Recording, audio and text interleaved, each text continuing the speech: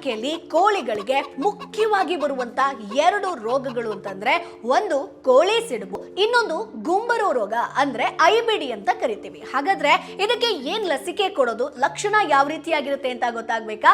ಈ ವಿಡಿಯೋವನ್ನ ಸೇವ್ ಮಾಡ್ಕೊಳ್ಳಿ. ಸೊ ಕೋಳಿ ಸಿಡುಬು ಫಾಕ್ಸ್ ವೈರಸ್ ಅಂತ ಕೂಡ ಕರಿತೀವಿ. ಇದು ಗಾಯಗಳ ಮೂಲಕ ಹರಡುತ್ತೆ. ಸೊ ಚರ್ಮ ಆಗಿರ್ಬೋದು, ಬಾಯಿ ಆಗಿರ್ಬೋದು, ತಲೆ ಮೇಲೆ ಗುಳ್ಳೆಗಳು ಕಾಣಿಸ್ಕೊಳ್ಳುತ್ತೆ ಸ್ನೇಹಿತರೆ. ಸೊ ಇದಕ್ಕೋಸ್ಕರ ಸೋಫ್ರಾಮೈಸಿನ್ ಅಥವಾ ಟೆರ್ರಾಮೈಸಿನ ನಂಜು ನಿರೋಧಕ ಮುಲಾಮ್ ಸಿಗುತ್ತೆ. 7ರಿಂದ 8ನೇ ವಾರಕ್ಕೆ 0.5 ಮಿಲಿಲೀಟರ್ ಚರ್ಮದ ಕೆಳಗೆ ನೀವು ಇಂಜೆಕ್ಟ್ ಮಾಡಬೇಕಾಗತ್ತೆ. ಹಾಗೆ ಗುಂಬರು ರೋಗ ಅಂದ್ರೆ ಐಬಿಡಿ ಅಂತ ಕರಿತೀವಿ. ಇದು ಮುಖ್ಯವಾಗಿ ಕಲುಷಿತ ಆಹಾರ ಹಾಗೆ ನೀರಿನ ಮೂಲಕ ಬರುತ್ತೆ.